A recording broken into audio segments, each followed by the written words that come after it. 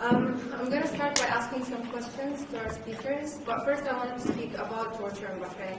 A lot of times, issues that we talk about in these places become just that, issues and numbers that we discuss.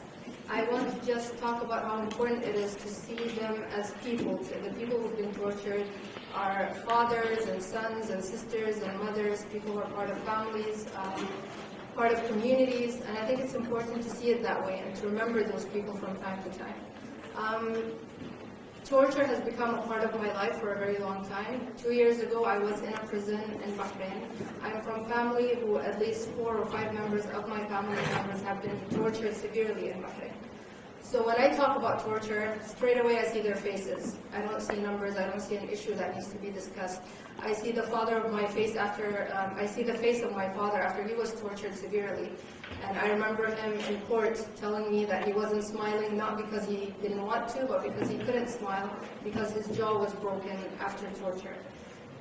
So I invite you today to think about that, to think about all the victims or survivors of torture. And it's hard for me to remember all of these things, but I'll try to run away through my memories. I've been arrested from the airport from Bahrain when I was trying to travel, and from that moment they started to humiliate me and insulted my family, threatening they would bring my wife to me if I didn't confess of things that I don't know about.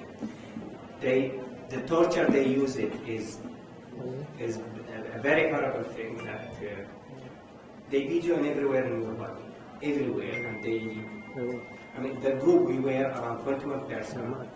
Everything you can imagine it, or you read it in the papers about the torture in South America, in South Africa, and in China, in any country, or in Iraq, you will see it there in Bahrain. They were trained to do it. They are trained in how to degrade your dignity. They started by insulting you, by beating you. One of the guys that he was with us in the group, they electrically shot him in his private area, and the other guy, they put some object inside his private area. So this is the personal experience that I've been there. They blindfolded me and handcuffed my hands to the back and made me stand for days facing the wall. I was in Ramadan fasting at these days. They didn't allow us to have a rest or even for the prayer. And at the end of this torture period, they forced us to sign a confession that I didn't read it, I didn't know. Actually, I signed around 4 confessions. I didn't read any of them. And surprisingly, I found my name among the list that they are for the group that they are trying to overthrow the regime.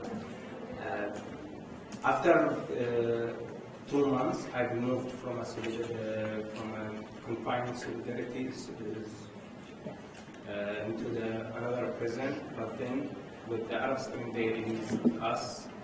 Then I have to go into hiding for 2 years because I was being sentenced to 15 years absentia. And as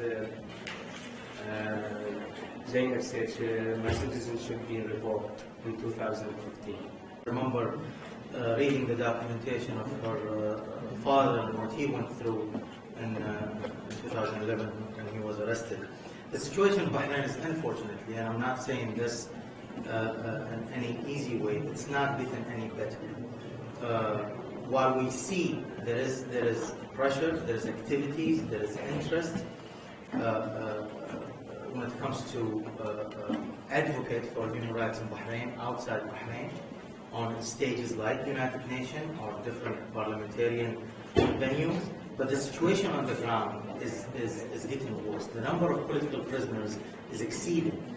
I've seen figures where it is over 4,000. The opposition, the Bahraini opposition, claim it's 5,000 plus. I've seen our own documentation shows that torture is not decreasing. It is actually taking place and never stopped. Impunity lack of justice is taking place, pseudo-judicial process, where there is no due process in the country. You have these kangaroo courts that take place where victims don't have proper access to lawyers, and these sentences are handed down to the so-called judges for a tweet. I mean, of course, Nabil Rajab is the most famous one. He's spending 5 years in prison for a tweet, but there are so many others, victims, unknown, that we don't know about. The Bahraini government every period discovered so-called the terrorist cell. The latest one was so-called Dhul Brigade or Dhul terrorist cell, that I think the number of people convicted in this, I hope someone correct me if I'm wrong, is over 150 individuals who've documented at least 20 of those, and all of them went through uniform set of torture, arbitrary detention, enforcement to some degree, disappearance to some degree. I will explain what she means by that. So my comment was in particular in relation to the Hakim al-Adhrb case. Hakim al-Adhrb is a former national Bahraini football player who was sentenced in absentia to 10 years for the crime of, or allegedly the crime of vandalizing a police station. The problem, though, with the Bahraini court sentence is that it sentenced him for a crime that it would have literally been impossible for Hakim to have committed. At the time that the court alleges that Hakim was vandalizing this police station, he was in fact playing in a televised football match on Bahraini national television. Human Rights Watch and other rights organizations have verified the clip of Hakim playing on national TV during the time that this supposed crime was happening. And we also reviewed affidavits submitted by the Bahrain Football Association and his teammates saying that Hakim was indeed playing. But facts don't seem to have mattered in this case. When Hakim was sentenced, he was playing in a match in Qatar, and after he heard his sentence, he didn't go back to Bahrain. He escaped and eventually ended up in Australia, where he claimed asylum, and he was granted refugee status there in 2017. Because of the refugee status that Hakim was granted by Australia, he felt safe enough to travel and take a trip with his new wife to go to Thailand.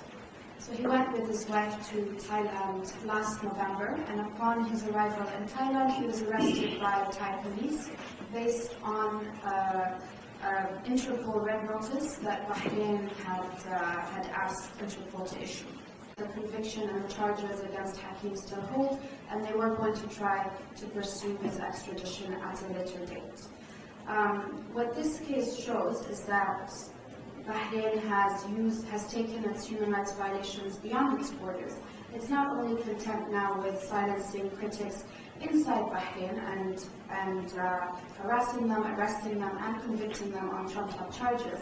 It's now also sending a very clear message to the many Bahrainis in exile who continue to demand their rights. It's telling them that you're not safe, even if you're not in Bahrain, and we can get to you anywhere. Hakim, the personal impact that this has had on Hakim cannot be underestimated. I don't think he'll be getting on a plane anytime soon.